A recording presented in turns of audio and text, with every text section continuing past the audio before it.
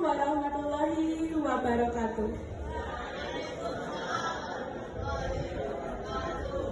Sinau aksara Jawa dening Hidrat Moko Andri Tamtung. Wingi nalika bubaran sekolah, Pak Guru ngendhek lakuku.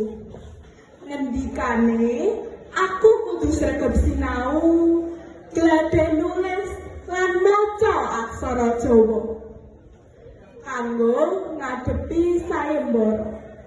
Waduh, ngimpi apa aku mau bengi?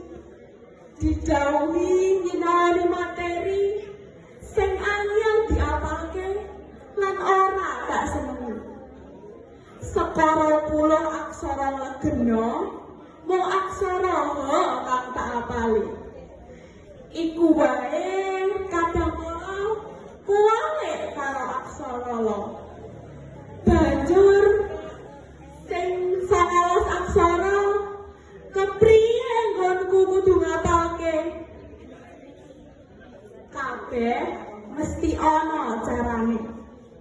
Lamun gelem nyinaoni kanthi setitik. Aksara ha sing kaya huruf N lan M. Wujude mengker aksara ka, ta, lan lo. Dene yen aksara no kang wujude kaya NN. Mirip karo aksara do lan so. Aksara ca iku beda sithik karo wa lan do. Wujud katelune kaya huruf NN cucuk. Banjur yen aksara ra kaya huruf N. Lamun diotak-atik mengker aksara ra, ga, paya. Yen wujude kaya huruf N strip payung, iku kang mengker ana papat, yaiku aksara ta, nga, ba, lan nya.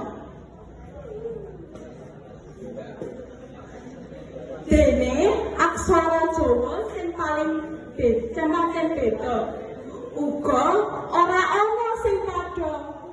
Iku ya amung loro. Ora ana liya aksara ma lan ja. Mangkono nggonku ngapalke aksara Jawa. Mangkono nggonku sinau aksarane tinggalane leluhur. Sing kudu diteni ora kena ngawur. Yen ora awak dhewe banjur sapa? Yen ora saiki banjur kapan?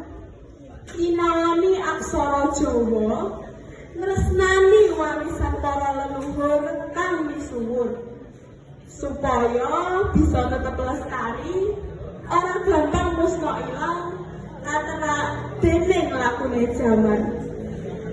Sekar serta asri 23 Oktober 2024 kapetik saka buku potlot 5 cm antologi geguritan kanggo bocah Dinas Kebudayaan DIY Juli 2020.